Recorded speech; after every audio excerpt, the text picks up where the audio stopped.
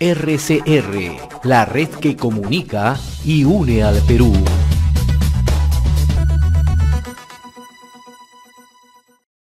A esta hora vamos a establecer comunicación con el magíster César del Castillo Vega. Él es educador y experto en gobierno y políticas públicas de la Pontificia Universidad Católica del Perú. Es miembro también del grupo Valentín Paniagua. Señor del Castillo, qué gusto saludarlo. Gracias por atender esta comunicación con RCR, Red de Comunicación Regional. Muy amable. ¿Qué tal, estimado José? Mucho gusto y también muchas gracias por la invitación. Bien, en primer lugar me gustaría analizar lo que significó el reciente debate entre Pedro Castillo y Keiko Fujimori, ¿no? Para un poco ya entrar en temas, si es que cuáles son los beneficios que tiene cada uno, cuáles son las fortalezas, cuáles son las debilidades, ¿no? Es muy importante, afianzar esta idea de ejercer un voto vigilante, ¿ok? Y ahora, para responder a tu pregunta, pues yo me afirmo en una tesis, que ambos candidatos representan un peligro para la democracia y son por dos motivos: Keiko Fujimori por sus acciones y Pedro Castillo por sus declaraciones. En el caso de la señora Fujimori, recordemos que ella ya contó con una muy relevante presencia en el Congreso, con 73 congresistas, lo cual te da una especie de avenida ancha, amplia, para poder mandar las reformas, por lo menos a nivel legislativo, que este país necesitaba. Sin embargo, lo que pudimos ver fueron petardeos o bloqueos a importantes puntos, como por ejemplo la ley de alimentación saludable, la reforma universitaria, y también creo que es difícil olvidar, bueno, entre muchos otros acontecimientos, el maltrato que sufrió el exministro Jaime Saavedra justamente a manos del fujimorismo. Y en el caso del señor Pedro Castillo, bueno, sus constantes declaraciones, ¿no? Como cerrar la Defensoría, cerrar el TC, que son instituciones claves para el fortalecimiento de las instituciones democráticas, bueno, necesarias para la democracia en un Estado de Derecho, resultan muy preocupantes. Así que es importante afianzar esta idea del voto vigilante, ya que tenemos las elecciones cerca. Ya se podría decir, leyendo las últimas encuestas, que ya el 80% o un poco más de la población ya tiene su voto definido. Así que la idea de voto vigilante tiene que estar presente, estimado José. Bien, el tema de voto vigilante resulta pertinente en estas circunstancias, ¿no? Pero al igual también resulta importante que los peruanos aprendamos a respetar los resultados, ¿no? Porque en ambos lados, hay que decirlo con mucha, creo, puntualidad, ¿no? Con mucha precisión, ¿no? En ambos lados se tejen posiciones maximalistas, ¿no? Entonces, allí hay que justamente aprender a respetar la democracia, los resultados, ¿no? Y que esto signifique más que un resultado frío, una elección para el país, ¿no?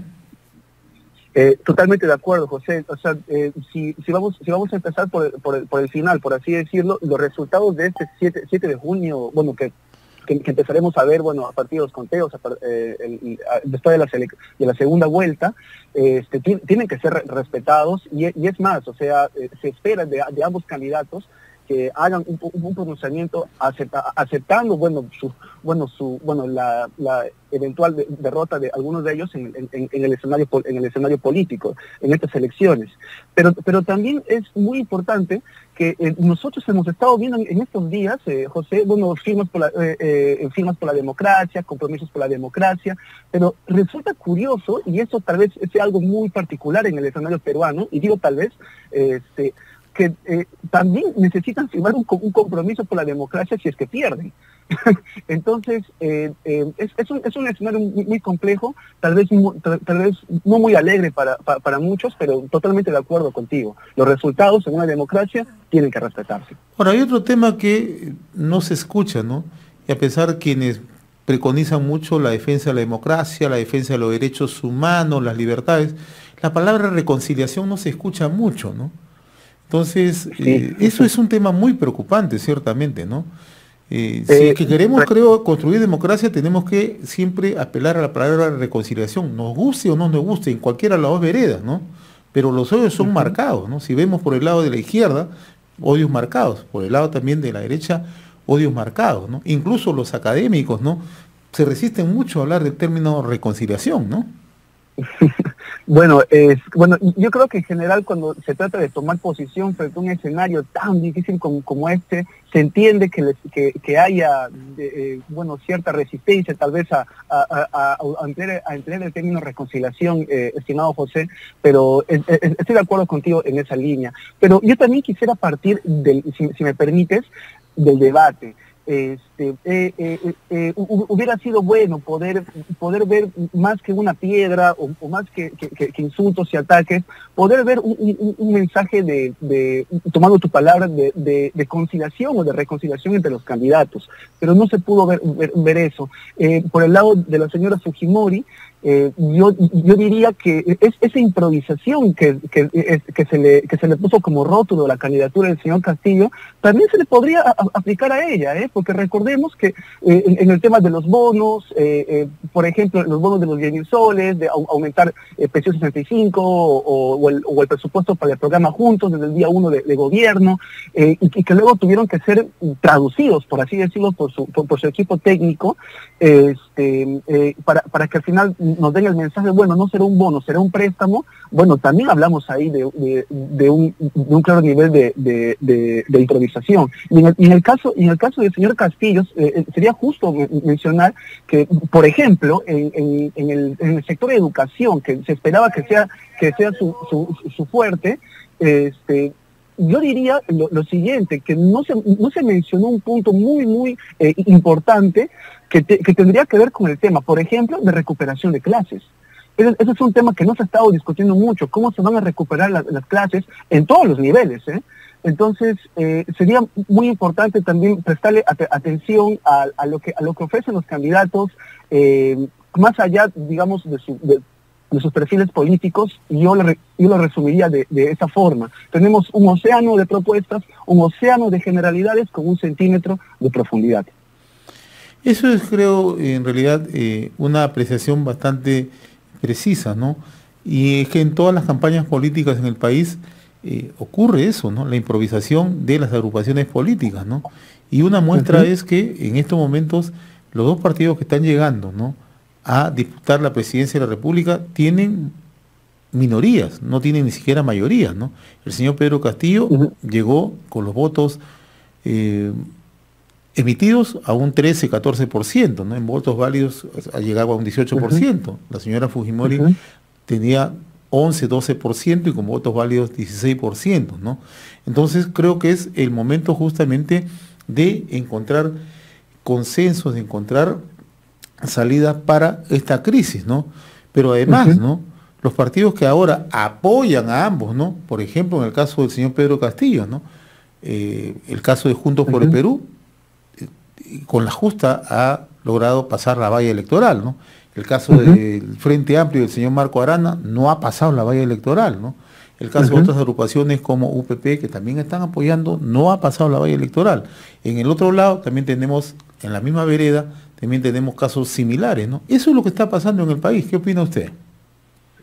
Bueno, yo creo que aquí no solamente habría una especie de alineamiento entre partidos, bueno, con respecto a los partidos políticos, sino también yo creo que hay un alineamiento en cuanto a la visión de país que se tiene. No me atrevería a decir que una es más acertada que la otra en este momento, o que una está mejor planteada que la otra, pero sí yo puedo identificar, y creo que ya es obvio, bueno, que en el caso de visión de país, en el caso de la señora Fujimori, tenemos, bueno, una visión más pegada, pegada para la derecha, bueno, priorizando los intereses empresariales, que yo digo, bueno, que son legítimos, o sea, yo no diría que los intereses empresariales son ilegítimos, pero no se sinceran frente a la población. Entonces, si tenemos a un banquero entregando 3 millones en efectivo para una campaña, en la oscuridad, bueno, ya nos hace dudar sobre la honestidad o la transparencia de sus intereses. Y en el caso del señor Pedro Castillo, yo tendría que decir que esta visión social, ¿no?, de un Estado más presente, en líneas generales, o sea, es una idea muy atractiva, pero no se explica el cómo se hará, ¿no? Entonces tenemos palabras que están dominando su discurso desde la perspectiva de medios, como expropiación, que te vamos a tomar la FP, pero también, bueno, no solamente con esta percepción ha contribuido la propia falta de poder explicar, la capacidad de explicar sus propuestas, sino también el constante ataque de los medios. Yo también, para complementar tu análisis, con el cual estoy de acuerdo, sería muy importante, José, también ver también la visión de país que tienen ambos candidatos. Entonces, pero ambos también han fracasado en el intento de invitarnos a hacer nuestra esa visión.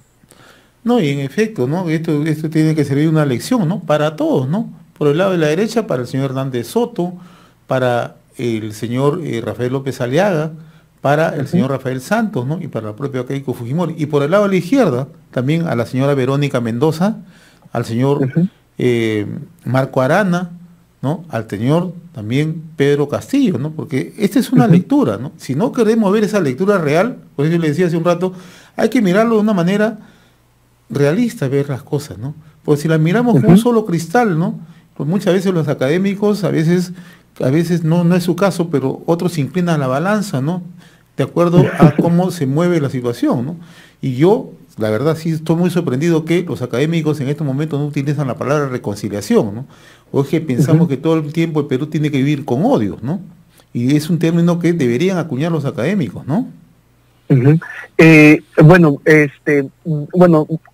lo que yo podría comentar con respecto al uso de la palabra reconciliación, odio, yo creo que son términos que evidentemente no, o sea, la palabra reconciliación u odio, bueno, dependiendo del tono que se le da o el mensaje en el cual se emplea, muchas veces no comparten precisamente un mensaje de unidad, ¿no? Y quiero hacer acá, bueno, un pequeño paréntesis, si me permites, José. El día de ayer hemos recibido, gracias al Open Data y a una iniciativa del gobierno y de la sociedad civil, la cifra real de fallecidos por COVID, lo cual es una tremenda tragedia. Hablamos de 180.000 muertos.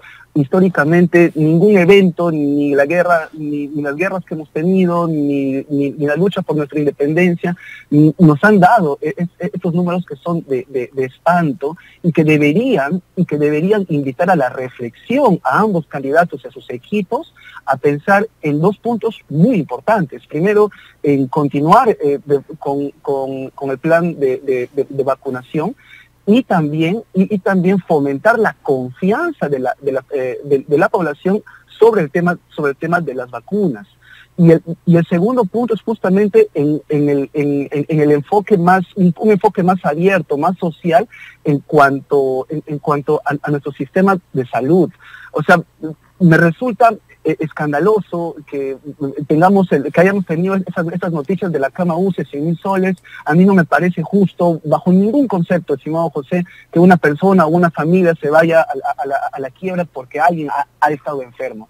Eso es un punto que tenemos que corregir, que se tiene que corregir y que tiene que invitarnos, como dices tú, bueno, a la reconciliación, pero también a la unidad. Porque justamente estamos llegando al bicentenario muy polarizados, con una especie, con dos líderes en las cuales los peruanos, muy pocos peruanos, digamos, se sienten identificados, nos sentimos identificados con su mensaje, y no hay que permitir que ambos nos pastoreen de alguna u otra forma hacia posiciones irreconciliables.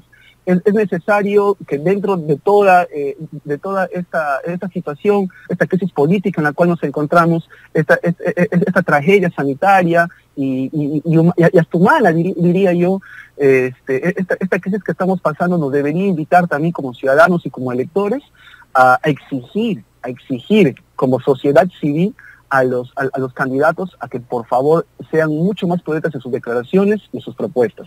Muy bien, Magíster César del Castillo Vega, ha sido un gusto conversar con usted, le agradezco la amabilidad con RCR. Muy agradecido, buenas tardes. Qué correcto, muchas gracias a usted, que tenga buen día.